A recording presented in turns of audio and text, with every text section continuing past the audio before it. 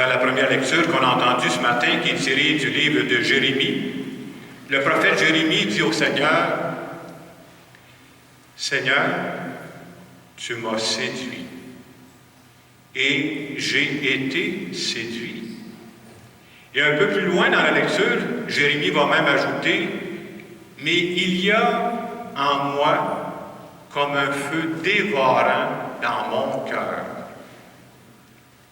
Et à travers ces paroles-là, le prophète Jérémie veut nous dire ce matin que le Dieu que nous prions est un séducteur.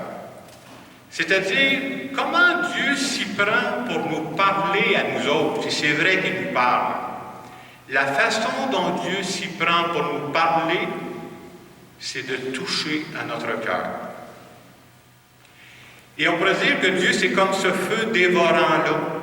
Ce feu dévorant-là qui nous amène à aimer d'une façon authentique.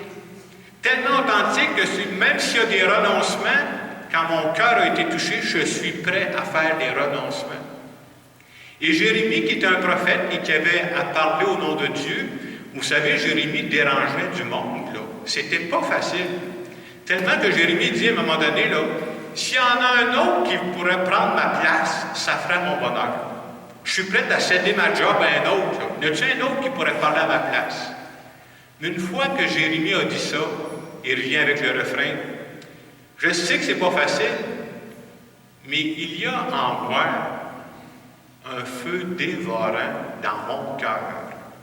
Et parce que Jérémie a été séduit, parce qu'il a ce feu dévorant dans son cœur, il va aller de l'avant, même si ce n'est pas toujours facile, son rôle de prophète. Et en pensant à cette première lecture où on parle comment Dieu a séduit Jérémie, ça m'a rappelé une expérience que j'ai vécue il y a quand même quelques années. Les gens qui me connaissent, vous savez, moi je suis un marcheur. J'essaie de marcher presque tous les jours, à moins qu'il pleuve toute la journée. Et quand on marche, on fait des rencontres de toutes sortes. Il y a quelques années, pendant que je marchais, j'ai rencontré une de mes anciennes compagnes d'études quand j'étais en secondaire 1 à Saint-Hyacinthe. Alors, vous comprenez que ça fait déjà quelques années qu'on ne s'était pas vu. Et quand on rencontre quelqu'un comme ça, qu'on n'a pas vu depuis des années, on commence à se parler, elle me contait ce qu'elle a fait dans sa vie, Puis on me dit, toi, Jacques, qu'est-ce que tu fais de bon? Bien, j'ai expliqué que ce que j'avais fait de bon depuis mon secondaire 1, j'ai quand même quelques pas de fait depuis ce temps-là. J'ai expliqué que j'ai travaillé dans le domaine de l'enseignement. J'ai expliqué qu'à un moment donné, j'ai choisi de retourner aux études pour faire ma théologie. J'ai expliqué que je travaillais en paroisse et que j'étais rendu curé. Et quand j'ai fini de lui dire tout ça, il y a eu un grand moment de silence. Puis là, elle me dit, « Hein, Jacques, la religion t'a accroché. » J'ai eu l'impression de faire partie d'une secte dangereuse. Et quand je repensais à ça cette semaine en lien avec la lecture de Jérémie, je disais probablement que je pourrais dire moi aussi un peu de la façon de Jérémie, emprunter ces mots, dire « Ben Seigneur, tu m'as séduit. Et j'ai été séduit. Et parce que tu m'as séduit, je suis prêt à prendre des risques avec toi.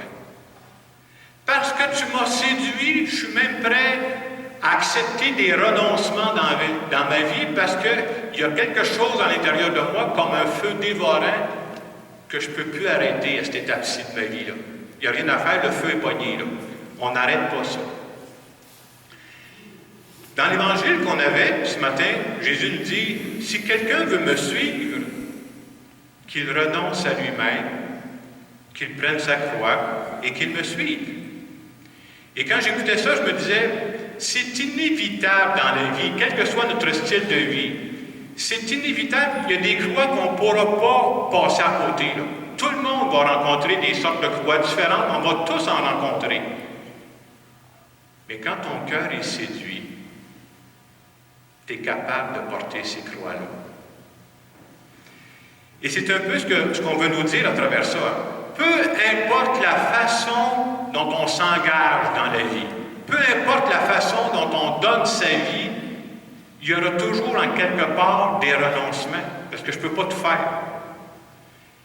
Mais quand ton cœur est séduit et qu'il y a un feu dévorant qui brûle à l'intérieur de toi, Tu deviens capable des plus belles générosités que tu ne pensais même pas d'être capable de faire toi-même.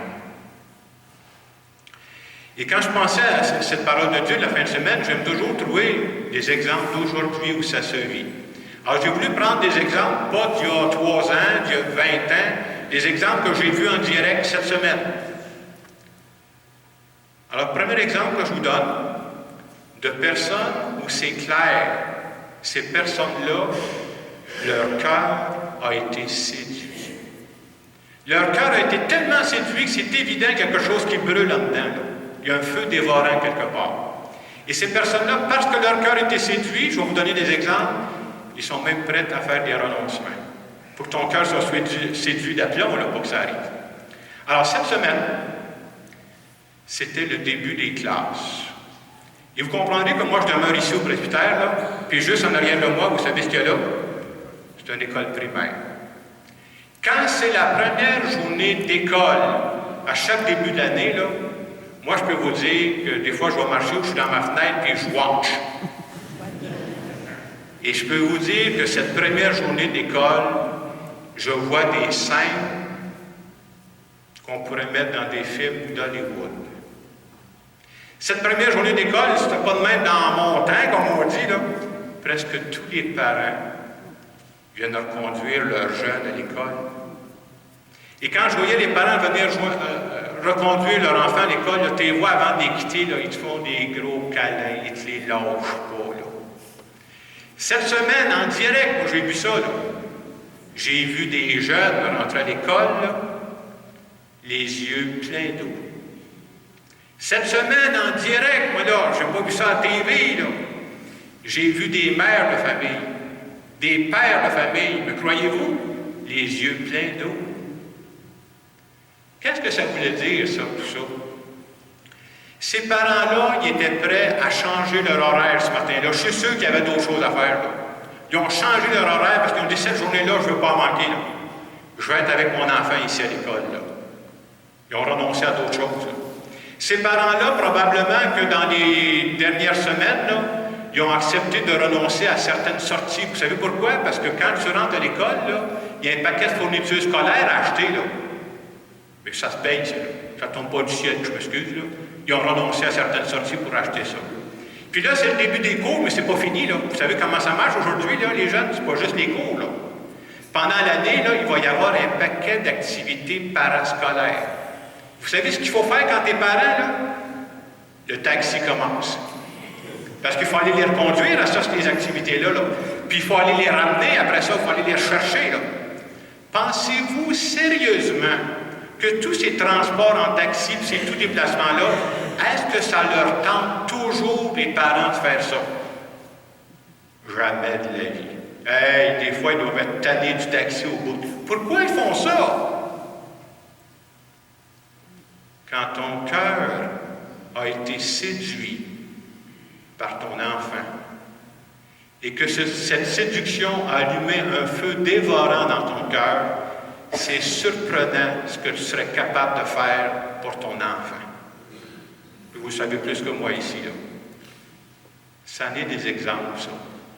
Ils sont tellement séduits qu'ils sont prêts à renoncer des choses pour l'amour de leur enfant. Deuxième exemple. Vous savez, cette semaine, on a beaucoup entendu parler quand on écoute les nouvelles des terribles inondations au Texas, puis à Houston, puis tout ça. À un moment donné, j'écoutais les nouvelles. Il nous parlait d'un policier qui est un policier de Houston. Il s'appelle Steve Perez. Ça fait 34 ans qu'il est dans la police. C'est pas un jeune qui vient de commencer, là. 34 ans dans la police.